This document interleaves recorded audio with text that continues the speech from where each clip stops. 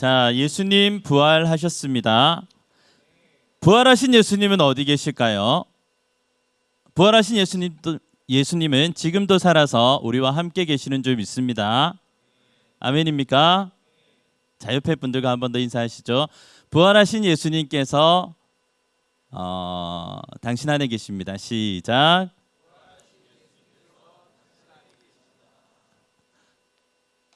진짜예요, 여러분? 진짜인데 왜 이렇게 가짜처럼 얘기해요? 다시. 부활하신 예수께서 당신 안에 계십니다. 시작. 부활하신 예수께서 당신 안에 계십니다. 맞습니다. 오늘 여러분들을 위해서 또 시 한 편을 가지고 왔습니다.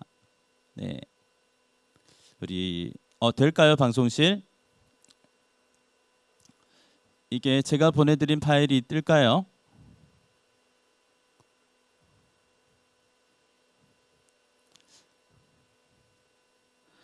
PDF로 보냈어요. PDF로 보냈고,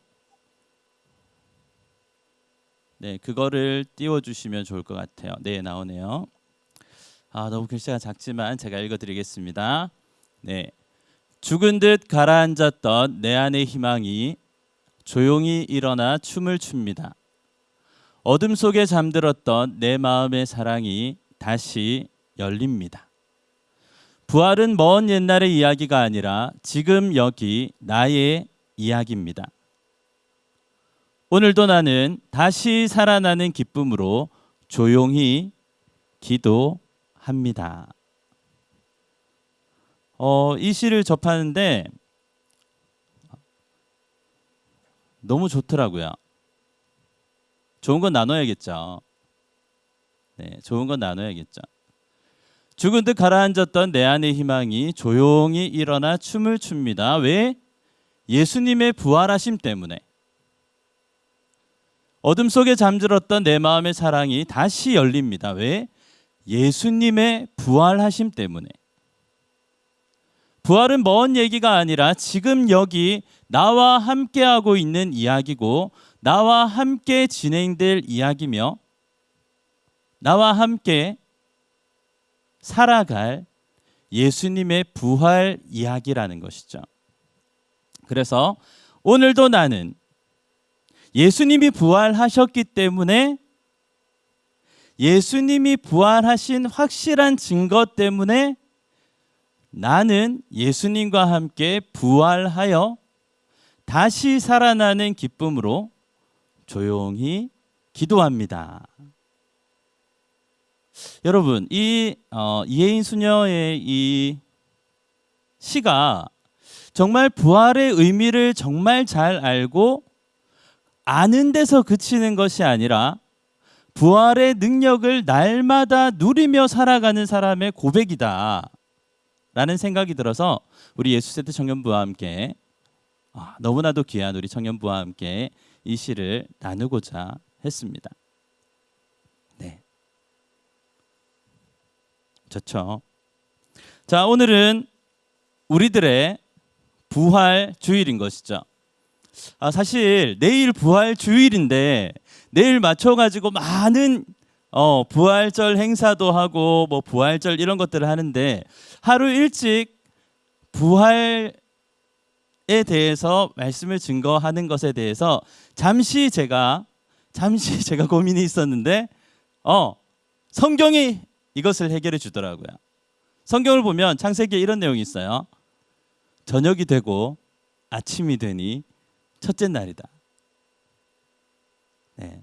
주일 오늘 저녁부터 시작하면 되죠. 뭐 조금 땡겨서. 이상하다고 생각하지 마세요. 우리 하나님은 시간과 공간을 초월하신 분이기 때문에 하나님의 자녀인 우리도 조금 닮아서 초월해버리면 되는 거죠. 네. 다른 믿음 좋은 크리스찬 분들 24시간 주일할 때 우리는 몇 시간 더 주일하면 되잖아요.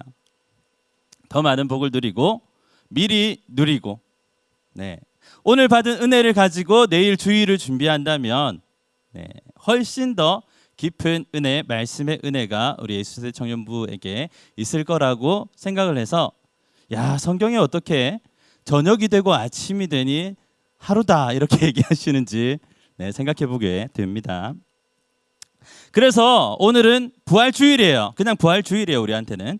자, 부활주일인데 부활주일이 뭔가?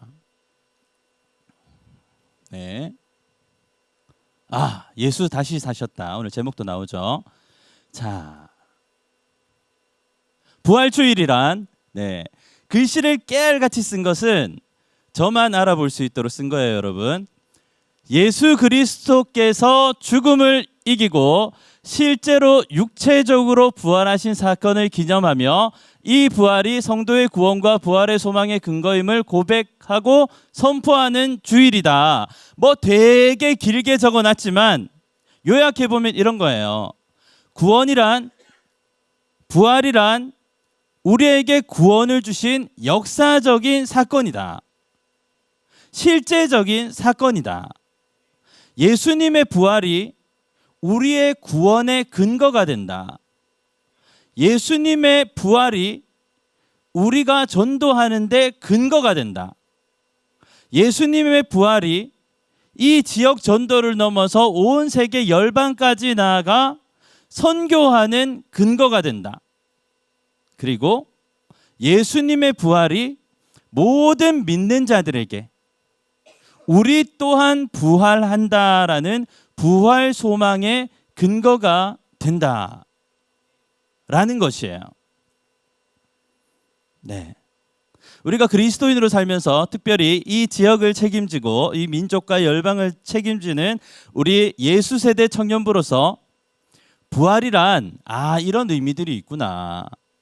실제적으로 일어난 사건이며 구원과 전도와 선교를 포함하는 하나님 나라 확장의 근거가 되고 그리고 또한 부활의 소망의 근거가 된다라는 것이에요. 이런 얘기들은 제가 하는 것이 아니라 성경이 증거하고 있는 내용들이죠. 간략히 얘기하면 이런 거죠. 부활은 역사적인 사건이며 구원과 선교와 부활 소망의 근거다. 그 근거는 뭐냐? 성경이 이렇게 증거한다. 누가복음 24장과 마가복음 16장 그리고 고린도전서 15장이 예수님의 부활이 이런 내용이다라고 우리에게 가르쳐 주는 거예요. 자, 그러면 아주 오랜 시간 동안 우리 얘기해 왔어요. 제가 우리 청년부에 와서 처음부터 얘기한 것이 예수님은 누구신가에 쭉 얘기하고 예수님께서 이 땅에 오심이 어떤 의미인지에 대해서 얘기하고 예수님께서 이 땅에 오셔서 하신 말씀의 그 가치가 얼마나 대단한 것인지에 대해서 제가 지난 3달 동안 얘기했거든요. 다 다른 얘기인 것 같은데 한 가지를 얘기한 거예요. 예수님이 어떤 분이시기에 그분은 하나님이신데 하나님이신 그분이 직접 우리 가운데 오셔서 화살 얘기도 했고요.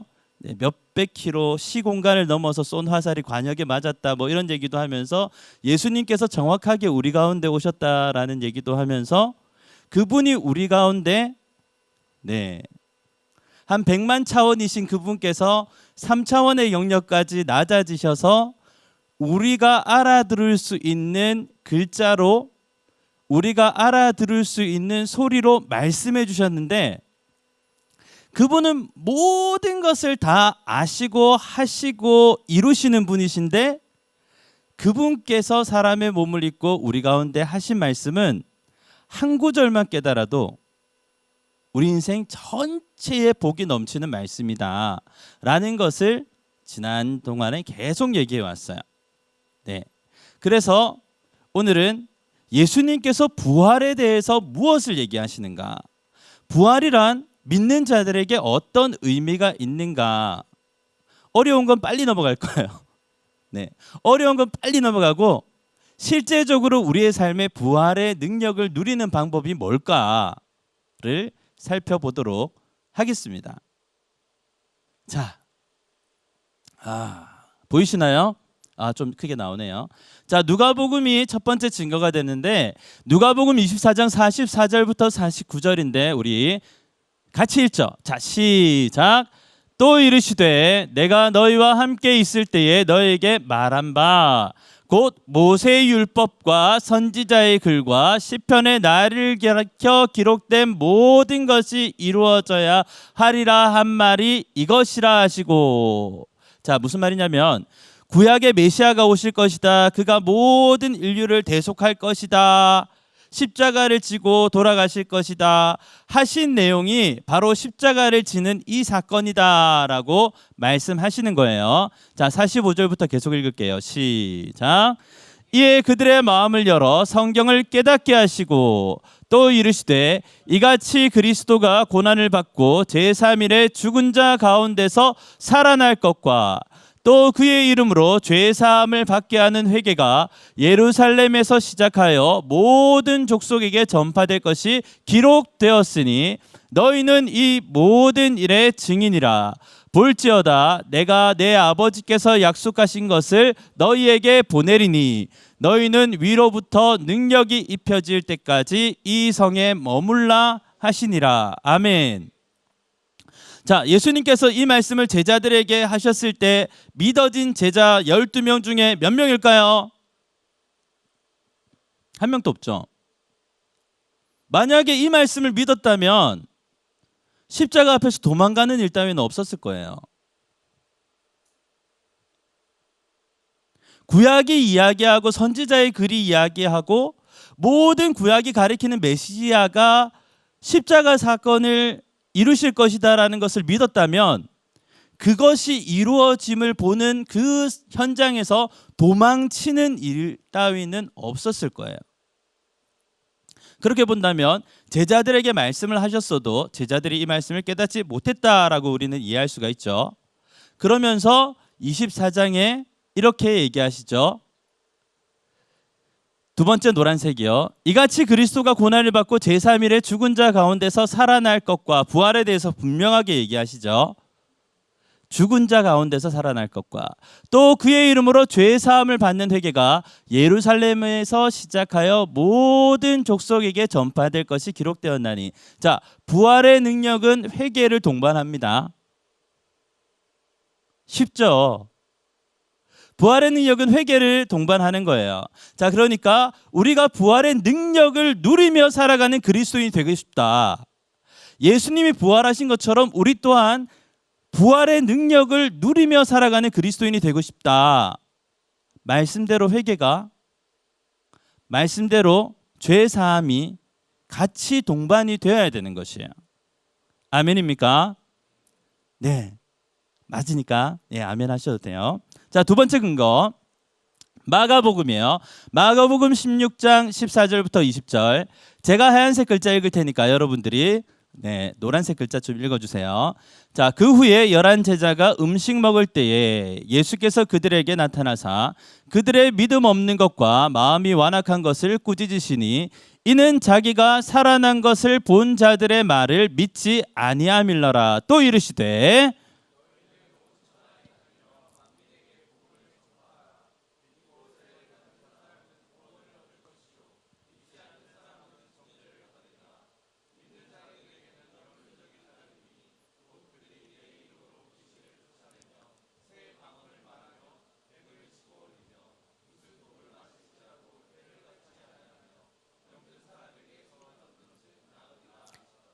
아멘. 이렇게 크게 읽어주니까 얼마나 기분이 좋아요. 자, 주 예수께서 말씀을 마치신 후에 하늘로 올려지사 하나님 우편에 앉으시니라. 제자들이 나가 두루 전파할새 주께서 함께 역사하사 그 따르는 표적으로 말씀을 확실히 증언하시니라 라고 말씀하고 있습니다. 자, 노란색 글자 보면 너희는 온 천하에 다니며 만민에게 복음을 전파해라 라고 얘기하고 있습니다. 예수님의 부활의 능력은 온 천하에 다니며 만민에게 복음을 전파할 수 있는 근거의 말씀이 되는 것입니다.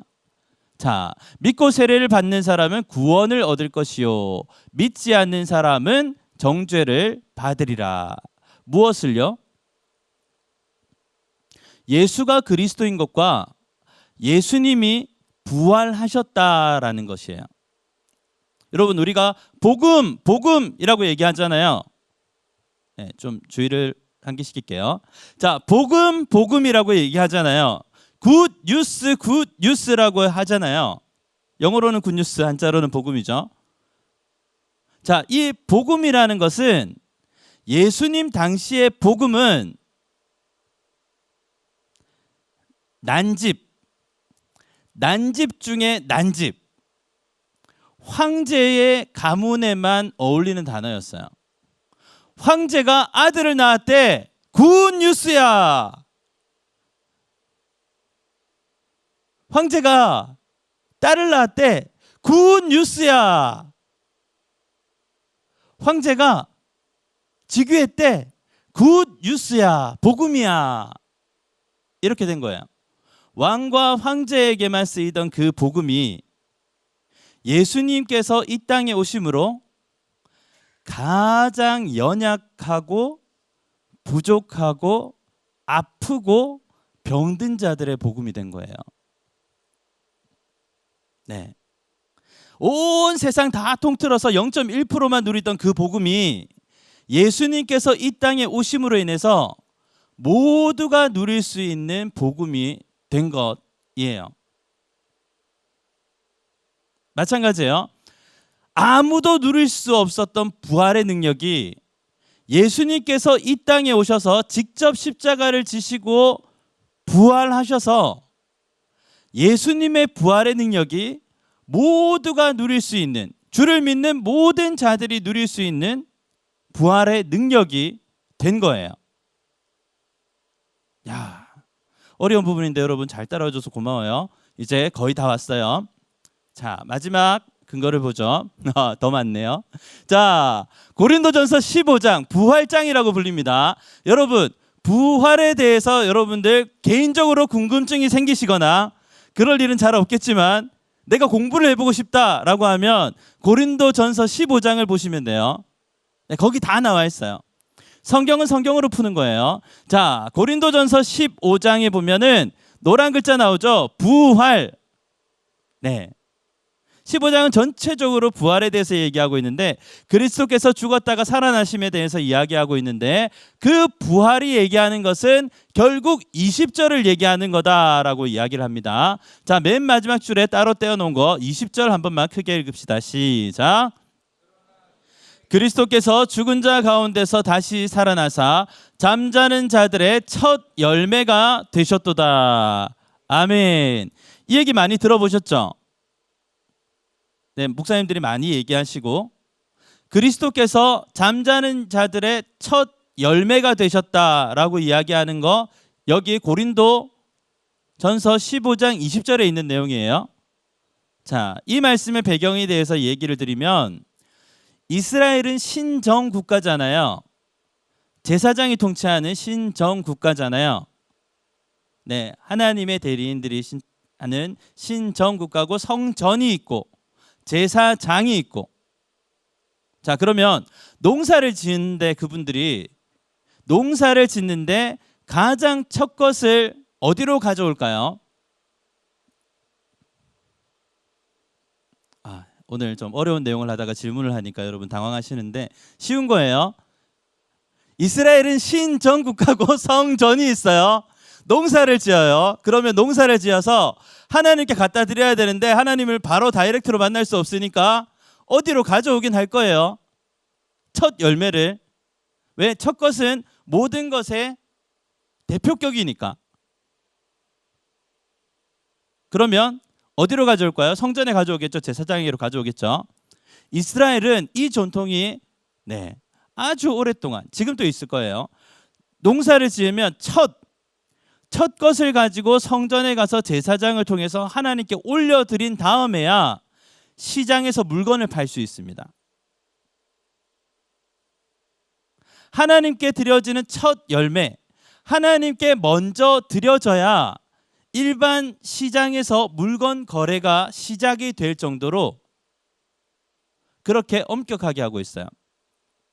그런 문화 속에서 예수 그리스도의 부활이 잠자는 자들의 첫 열매가 되었다는 것은 예수 그리스도의 부활이 처음 그 부활이 하나님께 올려지는 대표 열매의 격이 되어서 예수를 믿는 사람들은 두 번째 부활, 세 번째 부활, 네 번째 부활 계속 부활하시는데 첫 번째가 예수님이다라고 이야기하는 거예요.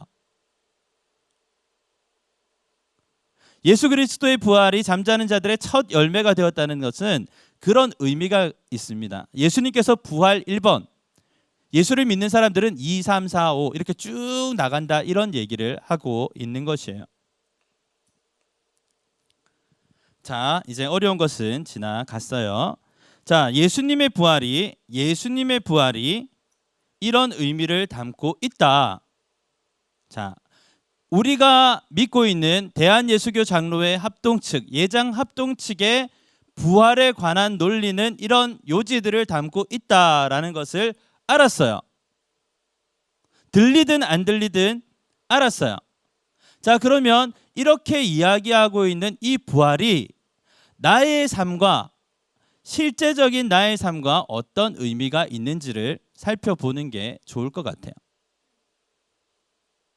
그렇게 해도 될까요? 그렇게 해보겠습니다. 자, 첫 번째는 부활은 역사적인 사건이고 진짜 있었던 실제적인 사건이라는 거예요.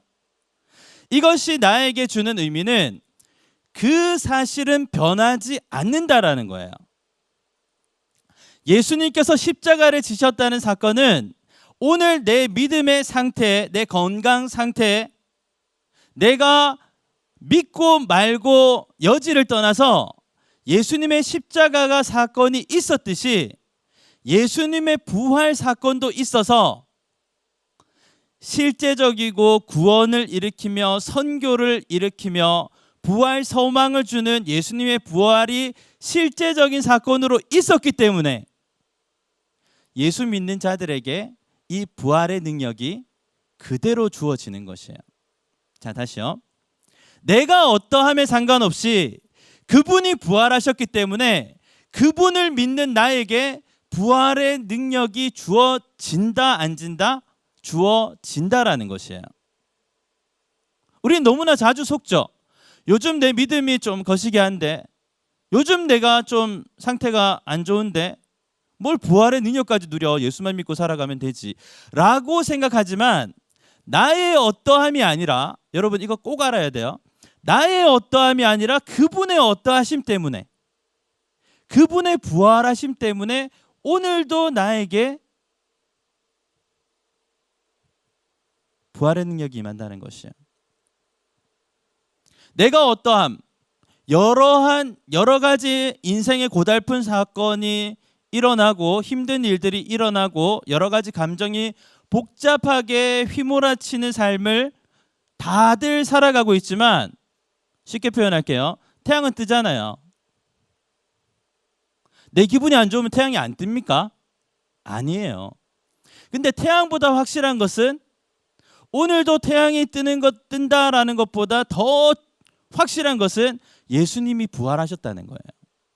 예수님이 부활하셔서 그 부활의 능력이 오늘도 나를 찾아온다는 것이에요. 아멘입니까? 그렇죠. 하나님을 믿습니까? 예수님 안에 있습니까?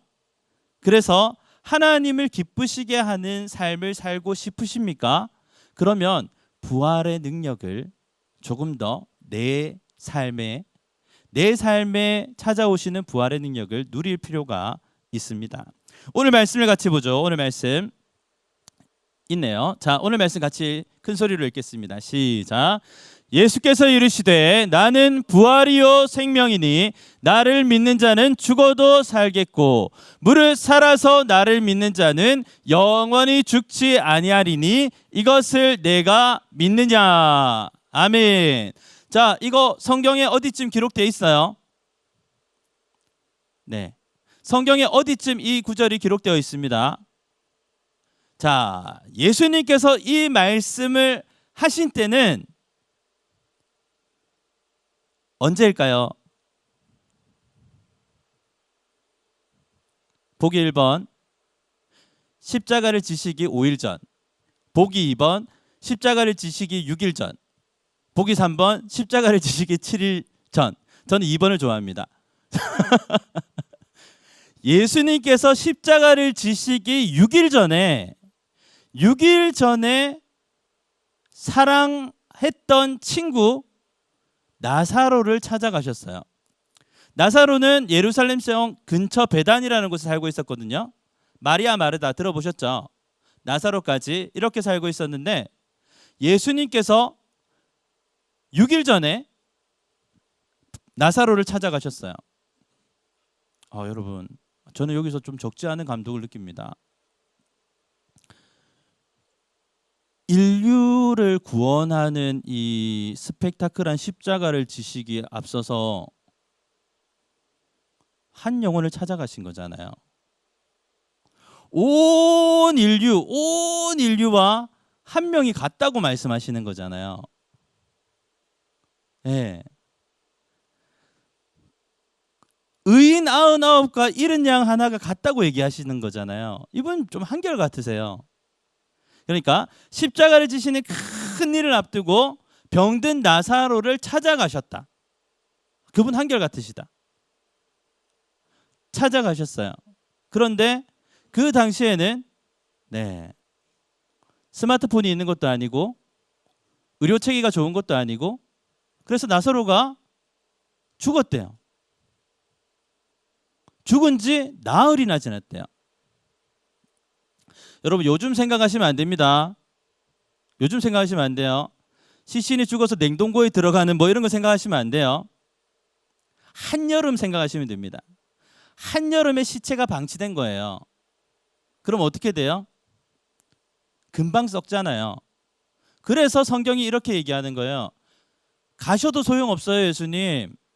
지금 죽은 지 나흘이나 되어서 시체 썩는 냄새가 풀풀 납니다, 나사로가. 지금 가셔도 아무것도 할 수 없어요 라고 얘기하는 거예요. 근데 예수님 가시잖아요. 자기 사람들을 사랑하시되 끝까지 사랑하시니라. 요한복음 13장 1절. 근데 우리가 생각하는 끝이랑 하나님의 끝이 달라요. 우리가 생각하는 끝은 죽은 지 나흘 되어서 시체 냄새 풀풀 나고 막 팔이 꼬이고 벌레 꼬이는 건데 예수님의 끝은 그걸 살려서 부활을 알게 하시는 거예요. 우리의 생각의 끝과 그분이 하시는 일의 끝은 완전히 달라요. 그러니까 우리가 끝이라고 생각될 때 예수님 붙드세요. 그게 끝이 아니니까. 우리에겐 끝일지라도 예수님께는 끝이 아니니까 그분을 붙들면 되는 거예요. 어쨌든 좀 샜는데, 자, 그분께서 죽은 지 나흘이나 돼서 모든 이스라엘 사람들이 이건 안 된다, 이거는 사망이 다 덮었다라고 얘기하는 그 나사로의 집에 찾아가셔서 하신 말씀이에요. 니들이 보는 게 끝이 아니라 나는 부활이요 생명이다. 여러분, 오늘 이거 하나만 가져갑시다.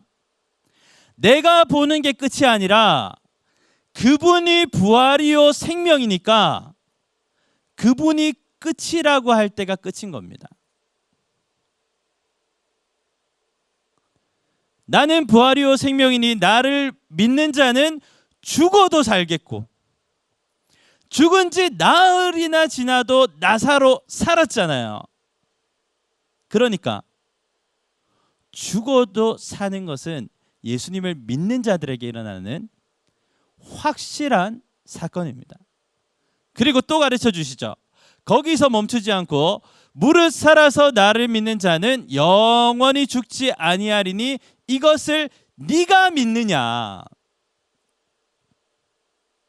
온 인류에게는 다 가르쳐 줬어요, 예수님께서 십자가 지시면서. 근데 중요한 것은 네가 부활의 능력을 믿느냐 라고 물으시는 거예요. 나에게 물으시는 거예요. 나의 어떠함이 아니라 그분의 말씀이 중요한 것이죠. 왜냐하면 나의 어떠함은 나의 어떠함 그대로인데 그분의 말씀이 내 안에 들어오면 그분의 말씀대로 내 삶이 이끌어져 가기 때문이에요. 그러니까 나는 부활이요 생명이라는 예수님의 말씀을 믿고 그 말씀을 따르는 자들에게 영원히 죽지 아니하리라라고 하신 말씀. 예수님 항상 우리의 눈높이에 맞춰준다고 했죠. 3살짜리에게는 3살 눈높이로 우르르 깍꿍 하시겠죠. 이렇게 설명해 주시는 거예요. 네, 저 끝은 예수님만 아시죠. 죽음 넘어서의 삶에 대해서 예수님만 아시죠. 영원한 삶에 대해서 예수님만 아시죠. 그걸 우리에게 말씀해 주시는 것입니다. 예수님의 부활은 실제적이고 역사적인 부활이에요. 그리고 구원의 끝, 구원의 완성에 대해서 말씀하시는 거예요. 오늘 내가 엎어지고 뒤집어지고 자빠지고 힘들어도 나는 끝이라고 수없이 외쳐대도 그것이 나의 끝이 아니라 구원의 완성을 보시는, 그리고 이루신 주님께서 나의 구원의 완성을 이루신 그 지점에서 오늘 나를 보시는 거예요. 그러니까 예수님 항상 이렇게 말씀하실걸요. 괜찮다. 괜찮다라고 얘기하실걸요. 그분은 이미 보셨으니까요. 내 구원의 완성의 그 자리에서 나와 웃으시며 대화하시는 그분께서 오늘의 나를 보시는 것이니까요.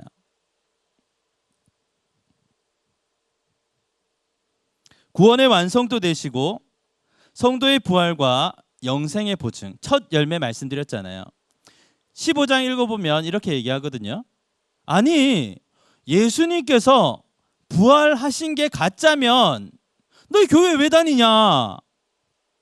전도 왜 하냐? 찬양 왜 하냐? 왜 평생 교회 다니냐? 그럼 너희가 세상에서 가장 바보 아니냐? 하지만 예수님의 부활이 진짜이기 때문에 너희는 오늘도 부활의 능력을 누려가는 하나님의 자녀들이다라고 얘기하는 거예요. 그러니까 하나만 알고 마치 우리에게 주신 부활의 능력이 가짜인 것 마냥 예수님의 부활이 신화나 관념 속에서 만들어낸 이야기라고 얘기하는 곳에 좀 속아서 진짜 교회 다니는 사람들이 스스로 바보처럼 느끼며 살아가는 건 아닌지. 말씀은 전혀 아니라고 얘기하는데 어디서 듣고 왔는지 모르겠어요. 그런 얘기. 모르는 사람들이야 교회를 욕할 수 있지만, 모르는 사람들이야 성도를 욕할 수 있지만, 아는 사람들이, 성경을 아는 사람들이 모르는 사람들처럼 하면 안 될 것 같습니다. 자, 예수님의 부활은 개인적으로 구체적으로 내 삶에서 날마다 나의 삶을 새롭게 합니다. 아멘입니까? 자, 옆에 분들과 한번 인사하시죠. 날마다 새롭습니다. 시작. 어제도 찌뿌둥하고 오늘도 찌뿌둥한데 뭘 새로워요? 어제도 삭시를 쓰시고 오늘도 삭시를 쓰신데 뭐가 새로워요? 나의 어떠함이 아니라 그분의 부활의 능력 때문에. 그런즉 누구든지 그리스도 안에 있으면 새로운 피조물이라. 이전 것은 어제 것은 지나갔으니 보라 새 것이 되었도다. 부활의 능력을 누리는 사람은 이 고백처럼 날마다 새로운 피조물이 되는 거예요. 창조, 새로운 창조를 날마다 입는 사람이고요. 자기 생각대로 살아가는 사람은 말씀의 능력을 누리지 못하고 사는 것이 되겠죠. 자, 비근한 예로 우리는 날마다 잠듭니다. 죽은 것처럼 잠들어요. 아침에 깨잖아요.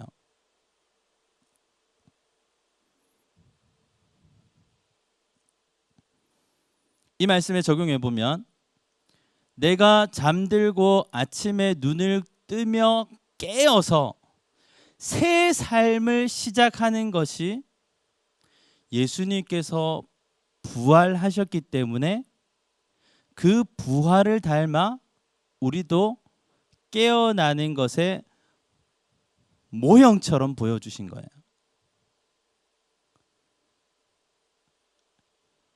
매일 아침 알람이 울리면 급하게 일어나서 씻는 동 마는 동 하고 막 뛰어가는 그런 게 아니라 매일 아침 일어났을 때 오늘도 나에게 새로운 생명을 주셔서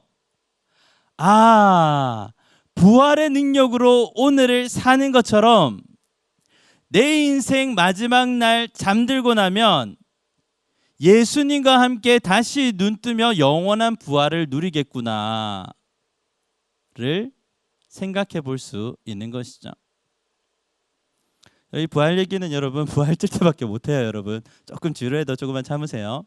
자, 부활의 능력을 날마다 우리는 간접적으로 체험하고 있습니다.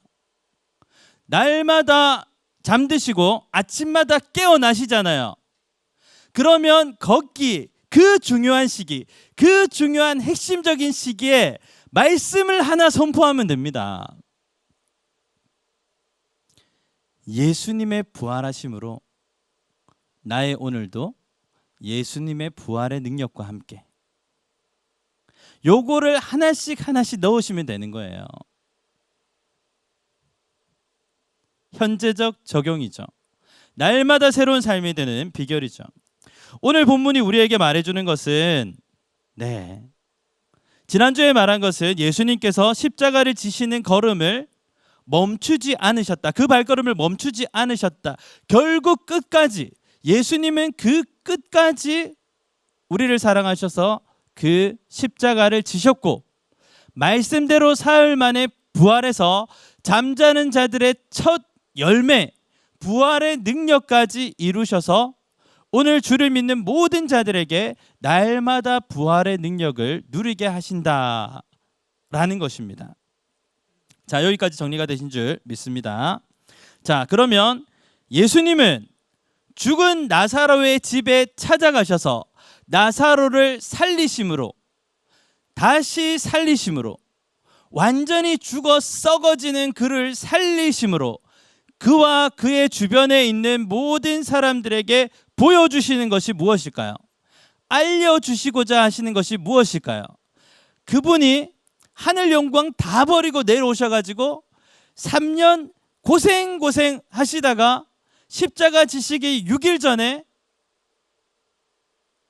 죽음을 앞두고 6일 전에 부활에 대해서 얘기하셨다는 것을 우리는 눈여겨볼 수 있어야 합니다.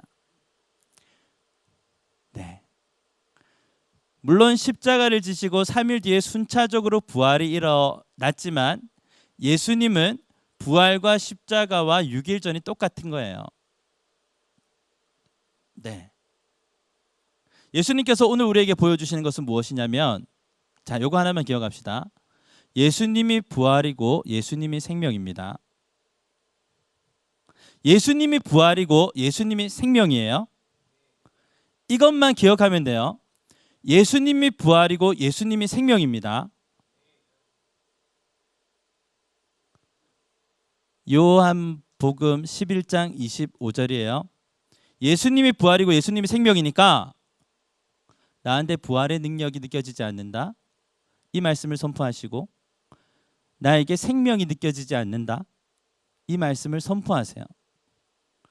내가 생명력 있어서 생명력 있게 살아가는 것이 아니라 내가 부활의 능력이 있어서 부활의 능력대로 살아가는 것이 아니라 예수님께서 부활이기 때문에 내가 부활의 능력으로 사는 것이요 예수님께서 생명이기 때문에 나에게 생명이 넘쳐 흐르게 되는 줄 믿습니다. 아멘입니까? 날마다요. 저는 이런 생각도 한번 해봤어요. 이건 좀 상상력이에요. 한 달쯤 자고 또 한 달쯤 생활하고 또 한 달쯤 자고 한 달쯤 생활하고 한 6개월쯤 자고 또 6개월쯤 활동하고 하나님께서 이렇게 만드셨을 수도 있잖아요. 근데 어찌하셨는지 매일매일 자고 깨어서 매일매일 말씀 선포하면서 매일매일 선포하고 누리지 않으면 연약해서 다 쓰러진다는 거 아시는 것 같아요. 저한테 해당되는 얘기예요. 날마다 부활의 능력을 누리는 기쁨을 누리게 하시고자, 매일매일 누리게 하시고자, 어쩌다 한번, 수련회 때 한번, 인생 가운데 한번 손꼽는 정도가 아니라 매일매일 나에게 이 능력을 누리게 하시고자 이 말씀을 주신 줄 믿습니다. 자, 바울이 이렇게 고백하죠. 자, 읽습니다. 시작. 형제들아, 내가 그리스도 예수 우리 주 안에서 가진 바 너희에 대한 나의 자랑을 두고 단언하노니 나는 날마다 죽노라. 아멘. 이거 여러분 오해하시면 안 돼요. 막 스토아 학파처럼 자신을 금욕하고 죽이고 옥죄우고 감정 표현 안 하고 아무것도 안 하고 그렇게 해서 죽는 게 아니라 이 죽음 뒤에, 이 잠시 죽음 뒤에 예수님의 부활이 나에게 주실 것들, 기쁨, 소망, 능력, 부활의 능력이 내 안에 충만하게 채워줄 것을 기대하며 나는 날마다 죽노라라고 고백하는 거예요. 네. 바울이니까 하죠? 아니에요. 바울이니까 하는 게 아니라 아니까 하는 고백이에요. 아니까 하는 고백이고 이 고백을 들으시고 누리게 하시는 줄 믿습니다. 자, 그러면 실제적으로 부활의 의미도 알겠어요. 구체적으로 그분의 어떠하심 때문에 나의 삶에 그 부활의 능력이 임한다는 것도 알겠어요. 한 가지 팁을 드리자면 요한복음 11장 25절을 날마다 아침마다 눈을 떴을 때 선포하라는 것도 알겠어요.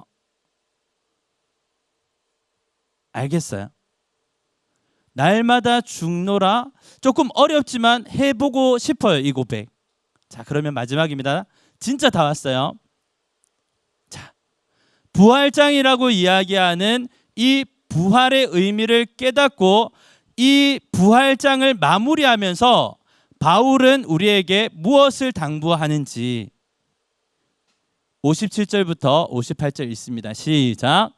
우리 주 예수 그리스도로 말미암아 우리에게 승리를 주시는 하나님께 감사하노니 그러므로 내 사랑하는 형제들아 견실하며 흔들리지 말고 항상 주의 일에 더욱 힘쓰는 자들이 되라.